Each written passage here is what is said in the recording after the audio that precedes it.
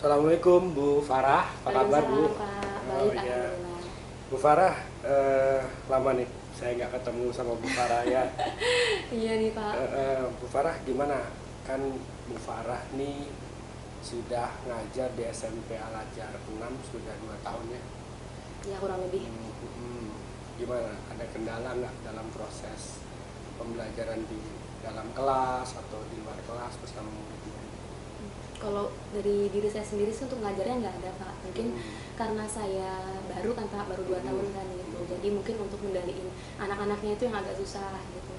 Jadi untuk suruh mereka tertib, suruh mereka untuk fokus ke saya, nah itu masih kurang bisa saya kuasai gitu. Mungkin dari situ Pak. Tapi Ibu sendiri sudah punya cara untuk menangani anak-anak yang seperti ini.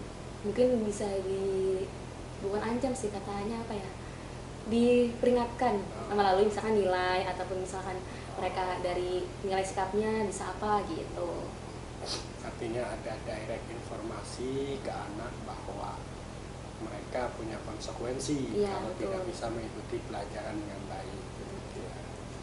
Oke, hari ini kita rencananya mau supervisi pembelajarannya. Sebelum supervisi, sengaja saya coba komunikasi dulu dengan Bu Farah karena ada beberapa hal yang kita coba diskusikan ya, biar prosesnya nanti berjalan dengan baik dan mudah-mudahan bisa memberikan hal yang positif di kegiatan supervisi pada hari ini. Bentar ya, saya coba catat dulu. Pertama Bu Farah nih, kita nanti di kelas apa ya materinya Bu? Materinya tentang, karena kita sudah masuk bab baru Pak, tentang hukum nun sukun dan tanwin. Hukum nun sukun dan tanwin ya. Iya. Oke, berarti tentang ini mata pelajarannya Al-Quran, hukum nun sukun. Jadi murid biar bisa memahami, gitu ya Bu ya? Iya betul.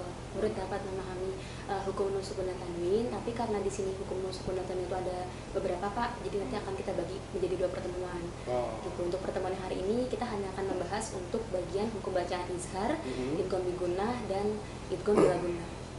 Baik Bu, nanti kita lihat ya Bu ya. Kemudian yang kedua, kira-kira apa nih yang pengen dicapai pengembangan dari belajar? Kan biasanya Ibu ngajar nih, tapi yang hari ini kan pastinya Ibu di supervisi pengen ada yang berbeda, ada yang dikembangkan yang berbeda pada proses pembelajaran. Apa tuh kira-kira? Kalau untuk pembelajaran kali ini Pak, saya akan mengembangkan 2 aspek. Yang pertama itu ada collaborative learning. Jadi di mana nanti di kelas itu akan saya bagi beberapa kelompok dan nanti anak-anak akan saya ajarkan untuk bagaimana bisa berkolaborasi dengan baik, khususnya pada saat berkelompok itu dengan teman-temannya gitu. Dan yang kedua ada komunikasi. Jadi bagaimana nanti setelah mereka berdiskusi, setelah mereka mendapatkan informasi dari teman-temannya, dari penjelasan saya juga, nanti mereka akan komunikasikan kembali kepada teman-teman tentang temuan-temuan yang sudah mereka lakukan selama sesi diskusi itu. Terus yang kedua ada yang kedua tadi komunikasi Ya. Mereka mempresentasikan ya. Iya. Oke, berarti kalau saya bayangkan ini kayaknya modelnya udah student center ya, memperlibatkan murid lebih banyak ketimbang gurunya. Ya, betul. Nah, mudah-mudahan itu terjadi. Jadi saya pengen banget nih ngelihat nanti proses pembelajarannya. Kenapa? Karena memang student center itu menjadi prioritas saat ini ya, terutama di kurikulum Merdeka, karena anak-anak berkembangnya biar sesuai dengan potensi yang mereka miliki. Seringkali kalau dominasi guru yang mengajar itu kebanyakan potensinya jadi tidak keluar, potensi anak tidak keluar. Nah, saya udah nggak sabar nih pengen lihat nanti Bu Farah ngajarnya dengan student centernya ya, dengan tadi aspek yang dikembangkannya. Kira-kira apa Bu Farah strategi yang Bu Farah terapkan nanti pada saat pembelajaran yang ada di dalam kelas? Yang pertama mungkin saya akan menarik perhatian anak-anak dulu kali ya Pak ya. Jadi dengan presentasi yang menarik, jadi supaya mereka bisa fokus, bisa tertarik dengan apa yang saya jelaskan. Baik. Yang lainnya? Setelah itu mungkin dari sesi diskusi. Oke. Gitu. Jadi mereka bisa. Ibu ingin membuat bagaimana kenyamanan anak dalam belajar. Kalau sudah nyaman, insya Allah anak-anak bisa mengikutinya dengan baik gitu, di awal-awal gitu ya. dengan daya tarik ibu gitu. Ibu punya daya tarik ya Bu? Nggak punya sih Pak. Baik Bu, kayaknya itu sebagai informasi praobservasi kita. Nanti saya akan lihat Ibu mengajar, mudah-mudahan apa yang Ibu skenariokan ini berjalan dengan baik, dan kemudian saya tentunya merasa tidak sabar lagi. Nah, tapi nanti juga setelah observasi kita ketemuan lagi, kita ngobrol lagi. Kalau sempurna bagus ya itu kan milik Allah ya. Iya betul Pak. Kalau kita manusia pasti ada kurangnya. Nanti kita coba perbaiki kurang-kurangnya dengan diskusi pasca kita ketemu, pasca kita nanti supervisi atau observasi di dalam kelas. Itu ya Bu Farah? Iya Pak. Makasih Bu Farah. Yuk kita ke kelas yuk. Ayo. Oke, bismillahirrahmanirrahim. Assalamualaikum warahmatullahi wabarakatuh. Alhamdulillahirrabbilalamin. Wa bihi nasta'inu ala umuri dunya waddin. Wassalatu wassalamu ala asrofil anbiya'i wal mursalin wa ala alihi wa sahbihi ajma'in amma ba'du. Ya anak-anak semua, kita hari ini kembali lagi di mata pelajaran Al-Quran. Alhamdulillah ya, jadi pada kesempatan hari ini kita masih diberikan kesehatan, masih bisa diberikan kekuatan untuk berkumpul di mata pelajaran apa? Al-Quran, pintar. Nah, hari ini ada yang nggak masuk? Kenapa tuh Satria? Sakit. Terus siapa lagi? Satria, Atta. Terus? Ryan. Kenapa tuh Ryan? Nggak tahu. Wah, gimana nih? Kenapa? Nggak tahu. Alfa ya? Oke, nggak apa-apa. Nah, berarti kita doakan ya. Semoga Satria bisa diberikan kesembuhan dan bisa segera balik lagi ke kelas dan bisa belajar lagi bareng kita gitu. Oke, hari ini tolong semuanya fokus ke depan, fokus ke ibu aja ya. Jadi jangan fokus ke mana-mana, pikirannya fokusin untuk belajar hari ini, karena hari ini kita akan belajar mengenai hukum nun sukun dan tanwin. Nah, sebelumnya ada yang masih inget gak? Kita kan kira-kira nggak ketemu tuh 2 minggu ya, 2 minggu belakangan ini kan kita nggak ketemu. Nah, kira-kira terakhir kali kita ketemu kita belajar apa sih? Ada yang inget gak? Ragam apa? Ragam perbedaan Mushaf Madinah sama Mushaf Indonesia. Nah, benar. Kita belajar tentang perbedaan antara Mushaf Madinah dengan Mushaf Indonesia. Ada yang tahu? Ada yang masih inget gak? Kira-kira dari 5 perbedaan itu kan kemarin Ibu ngejelasin 5 perbedaan ya. Ada yang masih inget kalau yang dilihat dari lafzul jalalahnya itu apa? Dilihat dari izharnya itu apa? Ada yang masih inget? Itu fathahnya biasa yang di apa namanya? Di Madinah. Yang di Madinah biasa. Kalau yang Mushaf Indonesia? Fathah berdiri. Oh mantap Fauzan. Ada yang masih ingat ya? Nah, kalau untuk yang pematerian kemarin itu kan kita belajar tentang tanda bacanya ya, perbedaan antara Mushaf Madinah dengan Mushaf Indonesia. Nah, untuk hari ini kita akan lebih dalam lagi gimana sih Bu cara baca suatu ilmu tajwid. Nah, karena kita hari ini belajar tentang hukum nun sukun dan tanwin, kita hari ini hanya akan belajar 3 materi. Yang pertama tentang hukum bacaan izhar, hukum bacaan idgham bigunah, dan yang ketiga hukum bacaan idgham bila guna. Kan hukum nun sukun atau tanwin terbagi menjadi 5 ya. Ada izhar, idgham, iklab, dan ikhfa. Oh, 4 salah. Nah, tapi kita hari ini hanya akan membahas tentang izhar dan idgham aja. Mungkin sebelumnya ada yang udah pernah belajar kan? Tentang izhar sama idgham udah ada yang pernah belajar belum? SD. Ada yang masih inget gak? Ada yang masih inget gak? Kira-kira izhar itu apa sih? Ada yang tahu gak? Iya jelas, itu kan secara bahasa ya. Kalau misalkan secara istilahnya, izhar itu apa? Ketika apa ketemu sama apa? Ada yang masih inget gak? Karena Ibu yakin pasti kalian pernah belajar sebelumnya. Ara inget Rai? Tahu? Izhar? Apa?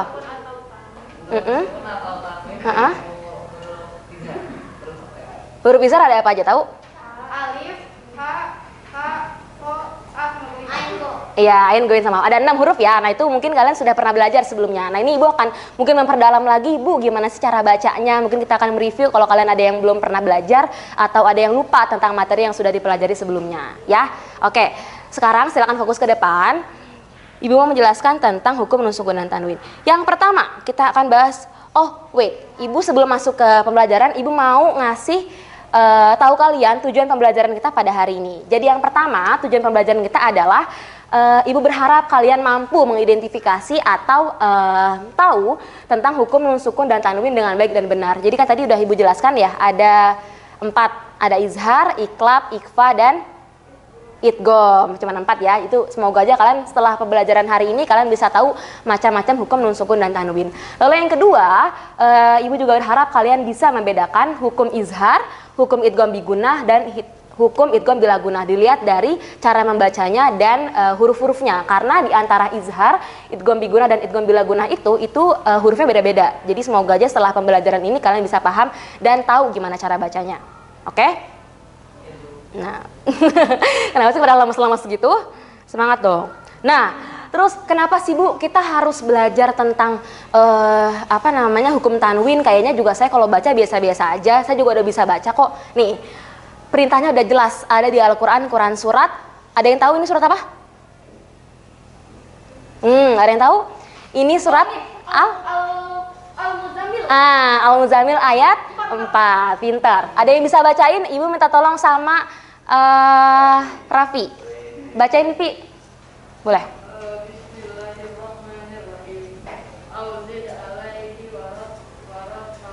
Warot tilil.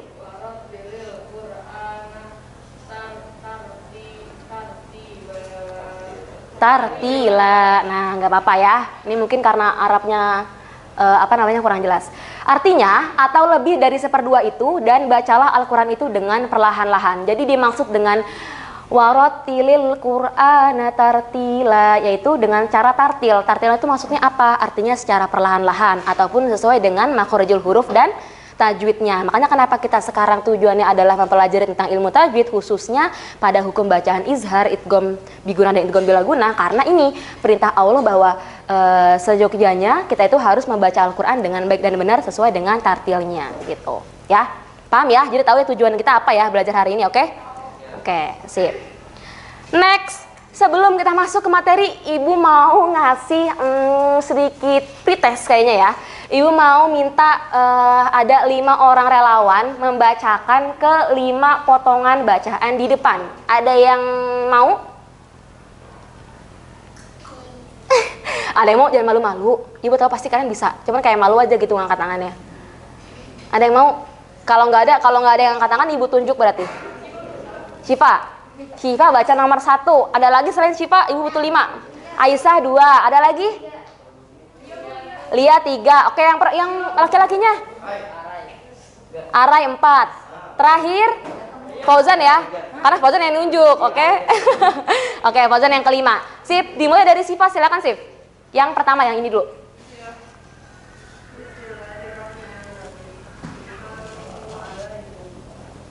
Ulangin coba.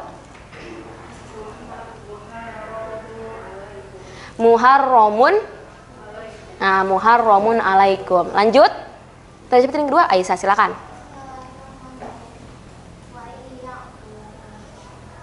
Wa iyyatukum. Sip. Lanjut, yang ketiga tadi siapa? Lia. Oke, faqalilam ma yu'minun. Yang keempat silakan Rai. Yan ayyunazala. Coba ulangin. Yan ayyunazala. Bagyan. Oh, bagyan ayyunazala. Nah, bagyan ayyunazzala. Terakhir musaddiqol. Ini salah, ini harusnya ada di sini nih. Cuman ini begini. Musaddiqol 5. Musaddiqol 5. Ma'ahum gitu. Nah, tadi dari beberapa teman kalian sudah membacakan bacaan yang Ibu sediakan di depan, itu ternyata masih banyak sekali kesalahan-kesalahan kalian dalam membaca hukum nun sukun dan tanwin. Misalkan nih tadi Syifa tadi ini agak ditekan muharramun alaikum. Ini harusnya dibacanya dengan secara jelas karena ini ada terdapat hukum izharnya. Terus yang ini tadi siapa yang kedua? Ibu lupa. Aisyah. Tadi Aisyah itu nggak didengungkan, jadi dibacanya kurang panjang. Harusnya wa iyyatukum, jadi kurang ditahan ya, karena tadi dibacanya masih agak cepat gitu. Terus yang tadi, yang ketiga siapa? Lia. Nah, Lia tadi pada bagian fatatain ketemu sama huruf mim, harusnya tuh agak didengungkan Lia, jadi agak lebih panjang. faqalilam ma yu'minun. Kayak gitu ya, Li. Harus lebih panjang lagi karena kalau untuk hukum nun sukun dan tanwin memang kita nggak boleh setengah-setengah dalam membacanya gitu ya. Harus kalau emang jelas, kalau emang dengung-dengung gitu. Biasanya kalau untuk yang idgham itu dibacanya itu sekitar 2 sampai 3 harokat ditahan. Tadi alhamdulillah Arai sudah bagus, Rai. Yang bagian sininya izharnya itu udah jelas. Mungkin yang bagian ayyunazzilanya itu kurang dipanjangin lagi gitu. Terus yang bagian Fauzan musaddiqal lima ma'ahum itu udah benar karena itu tidak dibingungkan. Sip, mantap. Karena tadi ada beberapa kesalahan, jadi mungkin Ibu akan membahas materi yang akan kita sampaikan pada hari ini. Yang pertama nih ya, tadi kan Ibu udah jelasin nih sebelumnya. Ada hukum nun sukun dan tanwin, ada izhar, idgham, iqlab dan ikhfa. Tapi kita hanya akan membahas 2 aja tentang izhar dan idgham.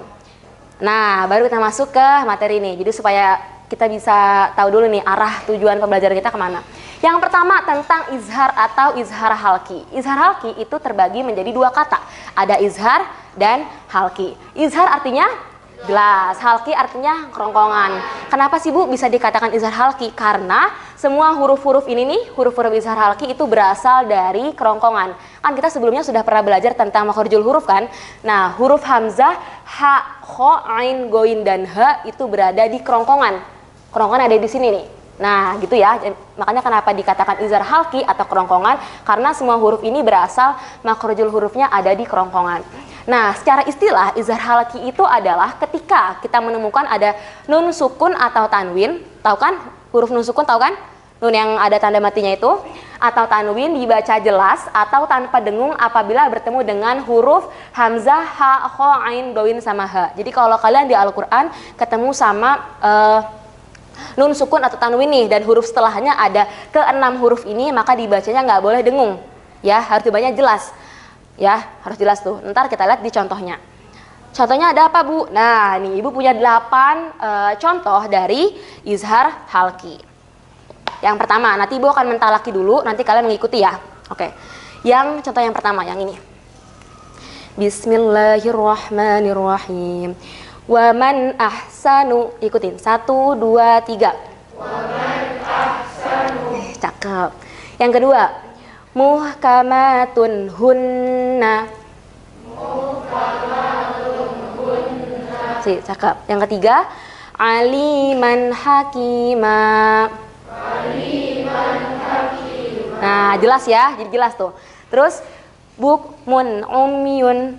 Bukmun umyun. Sip. Yang kelima Ibu mau nada.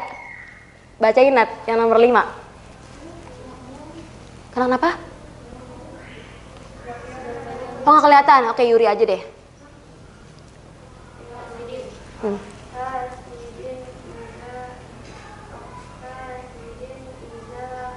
Oke.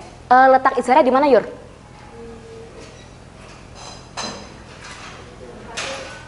Ketika ada apa?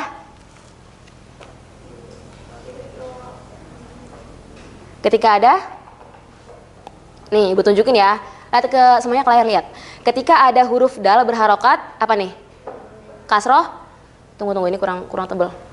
Kasroh tain ketemu sama huruf alif. Pintar ya. Ketika ada huruf dal berharokat kasroh tain bertemu dengan huruf alif. Terus yang kedua, coba akso. Yang ini sok.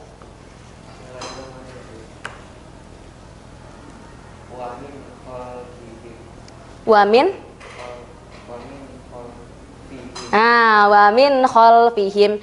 Letak izharnya di mana, Sok? Ketika apa bertemu sama apa?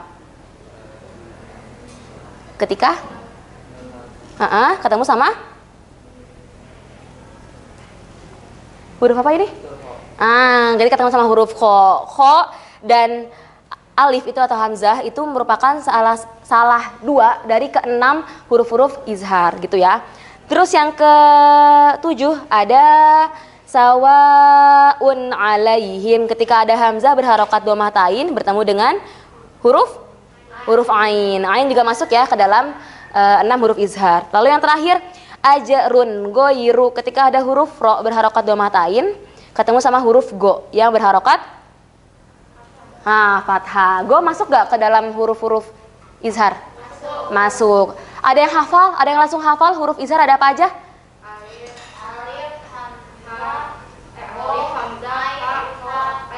Iya, alif, ha, kho, ain, goin sama ha. Ada 6 ya. Itu harus kalian hafal tuh. Oke, sampai sini tunggu setengah dulu sebelum Ibu lanjut. Ada yang mau ditanyain tentang hukum izhar? No, sudah jelas? Jelas ya. Jadi izhar itu apa, Dayan? Izhar itu apa, Dayan? Jelas. Hurufnya ada 6. Tahu? Hafal? Oke, belum hafal. Nanti dihafalin ya, nggak apa. Sip. Kaget, Pak. Oke, lanjut. Nggak ada lagi yang mau nanya ya? Ada yang mau nanya lagi nggak tentang izhar? Nggak ada? Sip. Kita lanjut ke idgham. Nah, ini materi kita yang kedua ya, tentang idgham. Idgham sendiri secara bahasa artinya melebur ya. Jadi dilebur gitu ya, diurai istilahnya kayak gitu kalau dalam bahasa IPA. Kalau secara istilah, idgham itu artinya meleburkan bunyi nun, sukun dan tanwin ya ke dalam huruf setelahnya. Ya, ingat.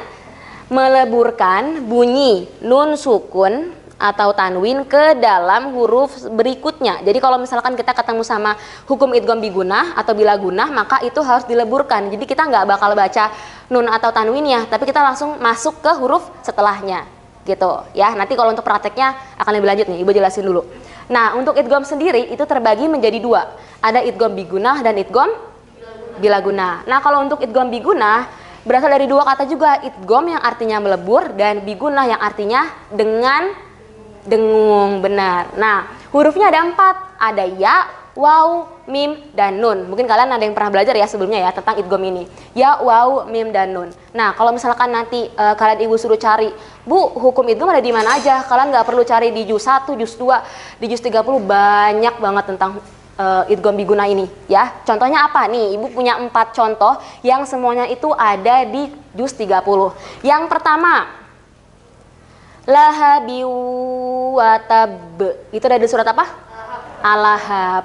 Letak idghamnya itu ada ketika huruf ba ya, nih ba ketemu sama huruf waw. Waw yang dimana termasuk ke dalam hukum idgham bigunah. Pintar. Lahabi watab. Jadi bacanya bukan lahabin watab, nggak gitu ya. Langsung meleburkan huruf ba yang berharokat kasratain menuju ke huruf wa. Lanjut yang kedua, ana abidum ma'abattum. Itu di surat apa?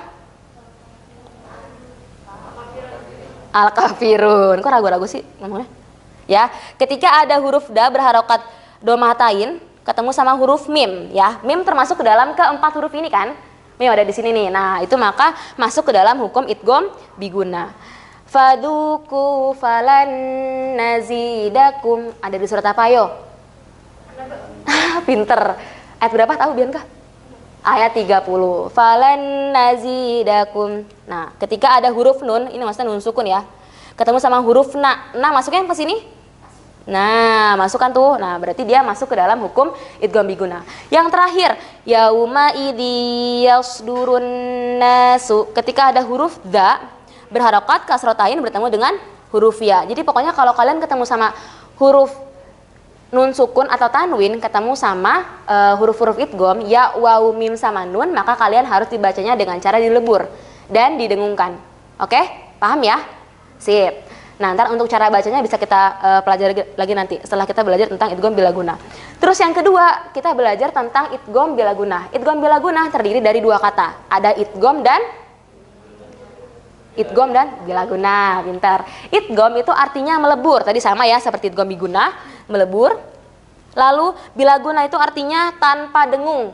Bu, perbedaannya sama idgham bigunah kira-kira apa ya? Kalau idgham bigunah itu kan huruf-hurufnya itu memang dengan cara dengungkan. Ya, waw, mim sama nun. Kalau idgham bilagunah itu tidak dengung hurufnya, lam sama ro. Caranya gimana ya Bu supaya kita tahu bahwa kita itu udah membacanya dengan baik dan benar? Caranya gini, Ibu punya tesnya. Kalau kalian pencet hidung kalian nih, coba pencet nih, coba. Terus kalian omongin ya, waw, mim sama nun. Ya, waw, mim sama nun. Itu kan kayak ada nafas yang keluar dari hidung kan? Nah, itu tandanya kalian sudah membacanya dengan cara dengung. Kalau kalian baca la, ro, itu nggak ada perubahan kan? La, ro, iya kan? Iya, bener kan? Nggak ada nafas yang keluar dari hidung. Tandanya itu huruf-huruf yang tidak didengungkan. Makanya kenapa dikatakan bila gunah? Karena kalau bila gunah itu artinya bila itu tanpa, gunah itu dengung. Jadi tanpa dengung. Paham ya? Jadi kalian tahu tuh kenapa bisa dikatakan dengung, kenapa bisa dikatakan tidak. Bahkan dari saat kita membaca hurufnya aja itu udah tahu kalau itu tuh dengung, itu tuh enggak, kayak gitu. Paham ya? Sip.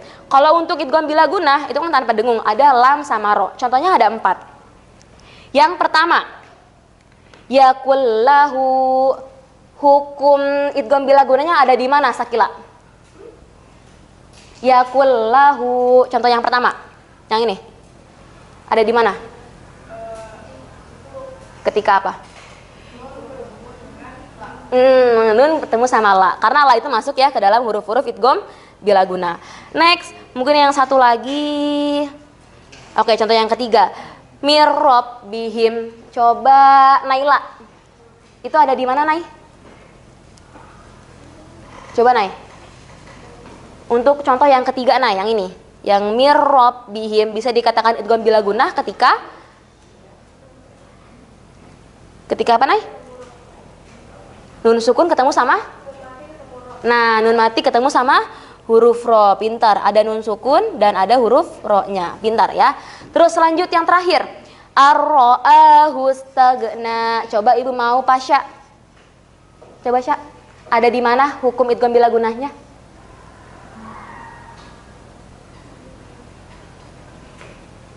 Coba nih. Ar-ra'ahu stagna. Ketika ada apa itu? Ini ada apa nih, Pasya? Oh, nggak kelihatan ya? Nggak apa. Tuh, udah Ibu garis bawahin. Ketika ada apa nih? Huruf apa? Ini apa? Nun? Nun mati ketemu sama huruf? Huruf ro. Ro masuk ya ke dalam huruf idgham bila guna ya? Masuk gak? Masuk. Sip. Dah, oke. Berarti udah paham ya? Terkait untuk idgham ada yang ditanyakan?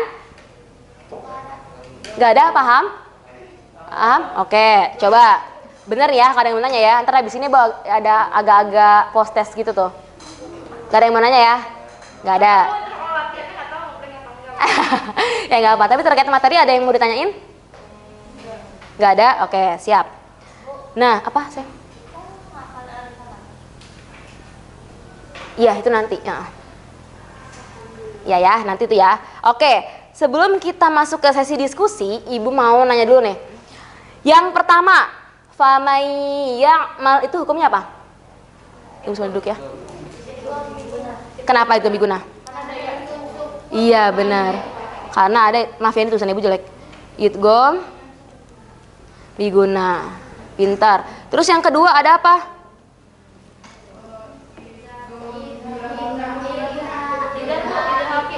Narun hamiyah. Ketika ada huruf ro berharokat tanwin, berharokat domah tain, ketemu sama huruf ha, izhar. Pintar, karena dibacanya jelas. Oke, next.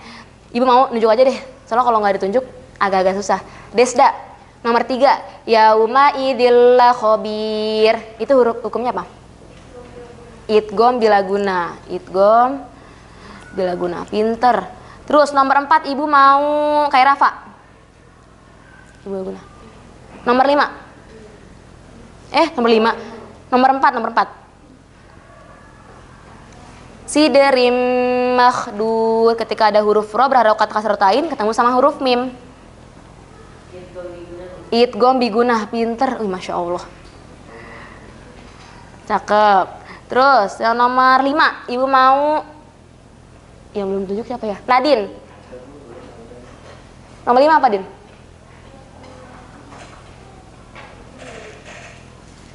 Benar, syai'in alim. Ketika ada huruf hamzah berharokat kasrotain ketemu sama huruf ain, berarti dibacanya izhar atau jelas. Yang terakhir Ibu mau yang belum ditunjuk siapa ya? Ada, boleh deh. Tenang, Dam. Yang nomor 6 Aisyatir rodiyah. Ketika ada huruf ta berharokat kasrotain ketemu sama huruf ro.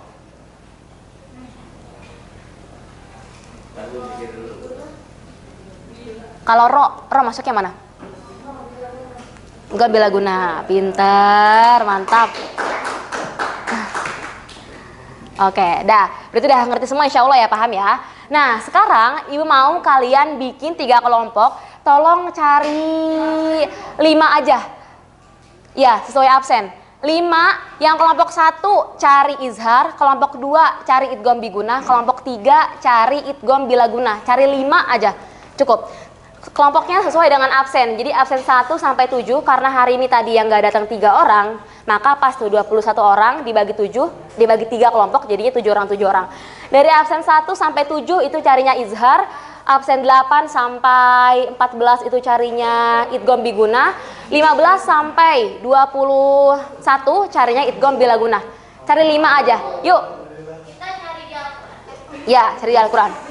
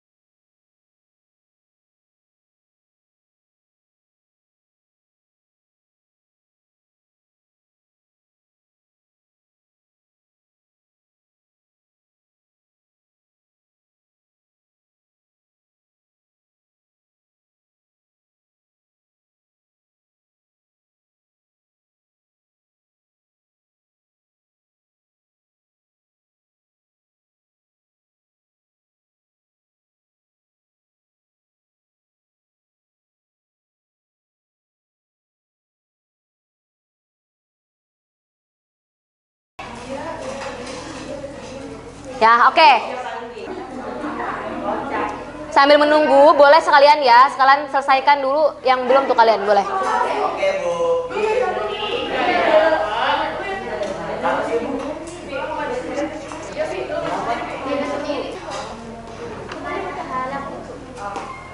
Dibacanya man khalaq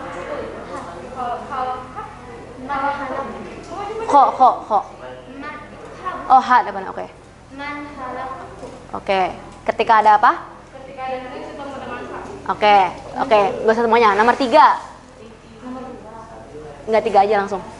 Narun hak. Dengerin ya guys. Ini bacanya narun hak. Nah,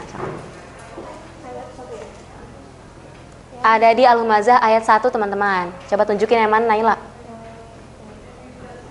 Ya, wailul likulli. Bacanya gimana, Nay? Wailul likulli. Oke, sip. Lanjut.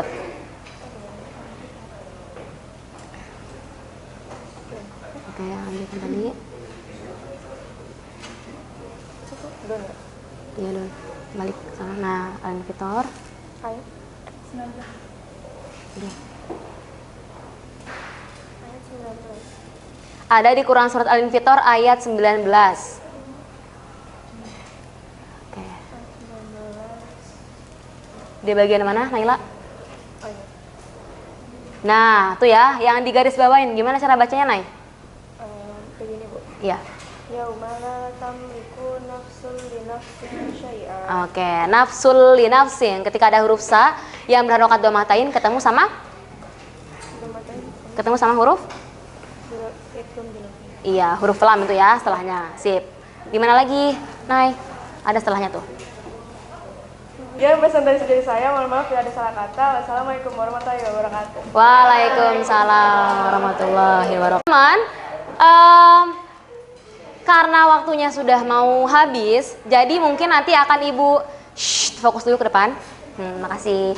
Karena waktu sudah menunjukkan pukul 11.40, jadi nanti akan Ibu berikan tugas di GCR melalui via quizzes. Jadi tadinya tuh Ibu mau kita live quizzes dan nanti 5 orang tertinggi poinnya akan Ibu kasih poin untuk bisa digunakan dalam PAT ataupun ulangan harian. Tapi karena waktunya tidak cukup, jadi akan dialihkan aja melalui Google Classroom. Ya, nanti akan Ibu posting. Untuk hari ini sekian dulu, mungkin akan kita lanjutkan lagi di pertemuan berikutnya. Jadi tahu ya, Ibu review sedikit nih. Jadi yang pertama kita belajar tentang apa tadi?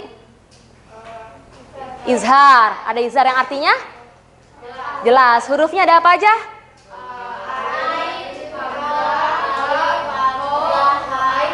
Iya, alif atau hamzah ya. Ha, kho, ain, goin sama ha. Dibacanya jelas. Yang kedua apa?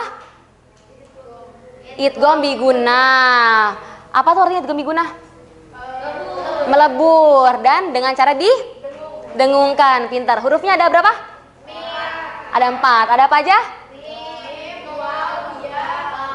Ya, mim, nun, waw sama ya. Pintar, ada 4. Kalau idgham bila gunnah? Ada. Iya, melebur tapi tidak berdengung. Hurufnya ada 2. Ada apa aja? La sama ro. Pintar ya. Jadi semoga dari materi yang sudah disampaikan sama Ibu hari ini dan kalian sudah mempraktekkan gimana cara menemukan hukum-hukum tersebut di Al-Quran, bisa kalian terapkan dan bisa kalian tahu nih ternyata ini loh cara bacanya gitu. Oke, terima kasih banyak. Jangan lupa nanti dikerjakan tugasnya akan Ibu posting di GCR. Kita tutup dengan membaca hamdalah dan doa kafaratul majlis. Alhamdulillahirabbil alamin. Subhanaka Allahumma wa bihamdika asyhadu alla ilaha illa anta astaghfiruka wa atubu ilaik. Oke, terima kasih banyak. Kurang lebihnya mohon maaf. Wassalamualaikum warahmatullahi wabarakatuh.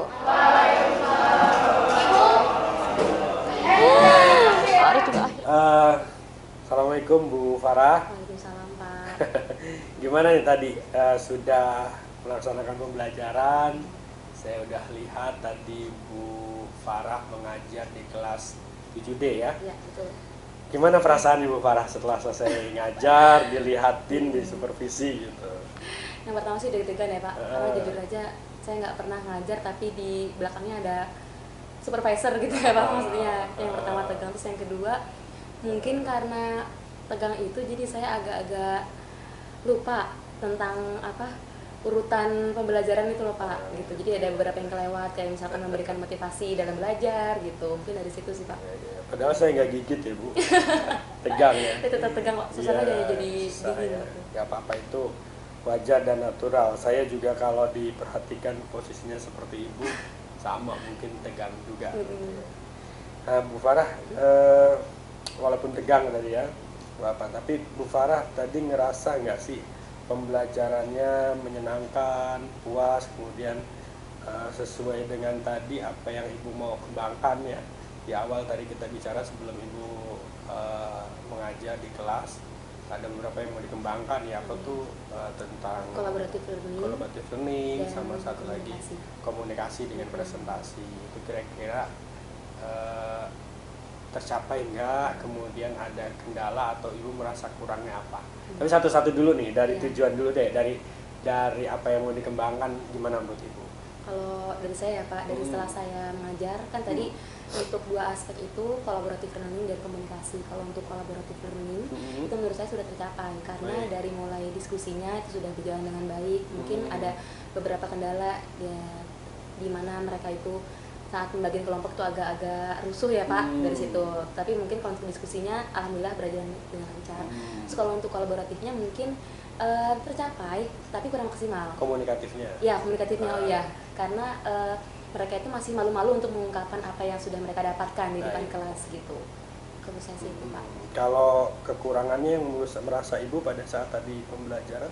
Dari diri saya sendiri kan Pak? Dalam proses Ibu mengajar di dalam kelas, membimbing anak-anak, Ibu ada nggak merasa yang kurang? Saya ada beberapa sih Pak. Mungkin yang pertama tuh karena saya ngomongnya terlalu cepat mungkin ya. Jadi ada beberapa anak-anak tuh yang mungkin langsung paham, ada kan kalau anak-anak kan tingkat nangkap materinya kan beda-beda gitu. Tapi kalau dari diri saya sendiri, menurut saya terlalu cepat gitu dalam menjelaskan suatu materi gitu ya. Itu masih yang harus saya latih lagi gitu ya Pak. Terus yang kedua mungkin saat saya mengkondisikan kelas mungkin Pak, itu karena pada saat pembagian kelompok itu masih agak berantakan dan masih agak kurang kondusif gitu Pak, karena saya mungkin kurang tegas. Jadi mungkin anak-anak masih berisik gitu. Saya masih belajar untuk bagaimana caranya bisa mengkondisikan kelas dengan baik. Gitu Pak, kalau lebih diskusi. Oke, kalau boleh sih saya kasih masukan juga ya. Boleh, Pak. Misalnya tadi mungkin kelihatan ibu tegang, jadi kalau boleh saran sih juga ibu apa sih namanya di awal itu lebih pada aspek gimana mengambil hati murid ya, apa namanya seperti menanyakan kabar, kemudian memberikan sesuatu yang istilahnya close, kedekatan ibu dengan anak-anak gitu. Jangan ibu di awal-awal itu terkesan kayak langsung memulai dengan pembelajaran, mungkin karena waktu juga dan lain sebagainya. Jadi penting memulai sesuatu itu dengan pendekatan terhadap anak, karena itu dalam rangka menyiapkan mereka siap belajar gitu. Artinya apa kabar anak-anak hari ini, ada nggak yang nggak puasa atau apalah gitu yang istilahnya membuat kedekatan anak, karena mereka habis belajar di pelajaran tertentu, begitu masuk mereka butuh jeda, butuh di mana mereka tuh mendapatkan perhatian, kasih sayang dari kita dalam bentuk pertanyaan, perhatian yang itu merasa mereka nyaman belajar. Kalau udah nyaman biasanya mereka anak-anak mau ikut gitu. Poin itu sih ibu, yang lainnya sih ibu sudah luar biasa. Saya seneng ngelihat Bu Farah ngajar. Kenapa? Karena ibu sangat interaktif dengan anak. Itu penting. Kenapa? Karena pembelajaran student center itu adalah guru hanya tidak hanya terfokus pada diri dia, termasuk interaktif dengan anak, bertanya, kemudian anak menyampaikan ide dan gagasannya, anak bertanya, diskusi dan lain sebagainya, itu sudah bagian dari student center gitu. Jadi ada kadang-kadang guru yang sibuk dengan sendirian anaknya kemana. Nah itu poin penting, dan ibu tadi membuat presentasi sudah interaktif dengan anak, itu sudah luar biasa gitu. Nah tapi kembali lagi ke tadi Bu, dari kekurangan-kekurangan tadi, menurut ibu ini kan tadi Bu menyampaikan yang pertama ada bicara terlalu cepat, kemudian mengkondisi kelas. Sebenarnya mengkondisikan kelas sama ya seperti saya tadi ya, menyiapkan anak untuk belajar. Kira-kira ibu sendiri dua hal ini apa poin yang bisa ibu lakukan untuk perbaikan ke depan? Gitu. Coba Bu punya pendapat untuk dua poin tadi ya. Mungkin kalau untuk yang bicara yang terlalu cepat mungkin saya belum ada ya Pak. Mungkin saya akan ya seiring berjalannya waktu mungkin akan saya kurangi kecepatannya gitu, maksudnya biar lebih pelan lagi, biar anak lebih paham lagi. Terus kalau untuk mengkondisikan kelas, karena mungkin jujur aja Pak, saya itu mungkin notabene-nya jadi kayak guru TK gitu Pak. Jadi mungkin kurang tegas sama anak. Mungkin bisa lebih tegas lagi gitu. Kalau saya boleh saran sih ini ya, kalau ibu seneng musik gitu, itu belajar bagaimana kayak musik, karena musik itu punya alunan. Jadi kalau ibu ngomong cepet, musiknya jadi kelihatan aneh gitu. Kayak misalnya kayak contoh ya ibu, kayak contoh kalau saya dengerin musik kayak begini nih. Misalnya, jadi kalau ibu ngajar ya meskipun ngajarnya Al-Quran ya nggak apa-apa pakai musik. Jadi itu benar-benar memang memberikan alunan sehingga alur bicara ibu tidak terlalu tidak terlalu cepat gitu, karena itu bisa dari musik itu. Misalnya seperti ini, kayak ibu ngajar kalau ibu pakai musik ini. Anak-anak, hari ini kita akan belajar. Nggak mungkin ya, anak-anak hari ini kita irama lagunya nggak ketemu. Jadi kalau ibu boleh pakai musik, kan di iPad nih kalau kita matiin di kemana-mana dia tetap jalan. Itu salah satu melatih bagaimana ibu bisa menggunakan, lebih menurunkan kecepatan, karena pastinya ibu akan menyesuaikan dengan alur musik gitu bicaranya. Itu kalau ibu mau kalau musiknya kenceng, kenceng juga ngomong ya. Jadi sebenarnya kita juga bisa dilatih dari musik contohnya. Kalau ibu mau coba nggak apa-apa, ini saran ya. Tapi kalau ibu sudah punya kemampuan untuk yang lain, bisa mencoba dengan cara sendiri, itu bagus. Itu satu ya Bu. Kalau misalnya yang ibu mengkondisikan kelas, kira-kira ibu ada tindak lanjut apa agar ibu bisa memulai pembelajaran itu kayak learning activity, kemudian menyenangkan, bermakna. Itu kan lahir dari bagaimana mengkondisikan kelas di awal. Nah kira-kira ibu punya ini nggak, punya pandangan ibu harus seperti apa? Kayak Kalau untuk dari diri saya sendiri kayaknya belum sih Pak, tapi saya terinspirasi sama Bapak itu yang karena tadi mungkin pekondisian saya di awal itu nggak ada, jadi mungkin hati saya sama hatinya mereka tuh belum connect gitu Pak, jadi merekanya tuh masih kayak sibuk sama dunia mereka sendiri. Betul. Gitu nggak sih Pak? Ya jadi mungkin tadi ya, nanti kalau mengajar kita nggak perlu orientasi waktu, orientasi, kan kita kurikulum ke depan sudah kurikulum merdeka, kita yang mengatur, jadi jangan terlalu tergesa-gesa. Kenapa? Karena tadi khawatirnya apa yang perlu kita siapkan di awal yang sebetulnya itu belum masuk di materi, walaupun beberapa orang kadang-kadang mengatakan itu nggak esensi, nanti aja gampang. Tapi membuat anak itu nyaman belajar, membuat anak itu situasinya siap belajar itu hal yang sangat penting juga. Jadi mungkin Bu Farah kedepannya bisa coba untuk lebih membangun empati, chemistry dengan anak di awal-awal. Biasanya kalau udah seperti itu anak-anak siap dengan belajarnya. Oke, itu saja sih Bu Farah yang mungkin kita perlu diskusikan. Ada lagi yang mau disampaikan Bu Farah?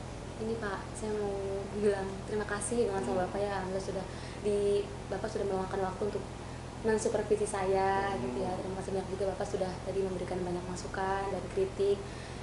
Jangan bosan-bosan ya Pak, semoga Bapak bisa kritik saya terus, semoga Bapak bisa terus bimbing saya gitu. Saya makasih banyak Pak untuk hari ini. Oke Bu Farah ya, saya senang sekali, yang jelas juga, tapi Bu Farah terus terang ya, kalau menurut saya Bu Farah sudah sangat baik mengajar, dan itu poin penting, dan mudah-mudahan itu bertahan. Karena hal yang kurang itu wajar dan silakan ditingkatkan lebih baik, karena memang pendidikan kita dinamis, berkembang sesuai dengan zamannya. Ibu dan kita semua nggak boleh ketinggalan, kita harus terus berkreasi, berinovasi dalam proses pembelajaran. Oke, demikian Bu, kita tutup. Nah, saya minta tanda tangan sama Ibu nih di sini.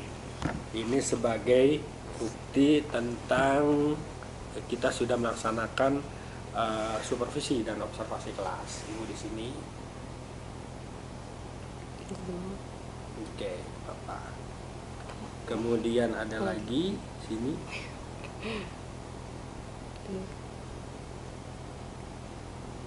Oke. Ini di sini. Kecil aja Pak, Nggak apa-apa, gimana? kecil lagi. Oke Bu Farah, makasih Bu Farah. Ya, sama-sama Bapak. Assalamualaikum. Waalaikumsalam. Oke.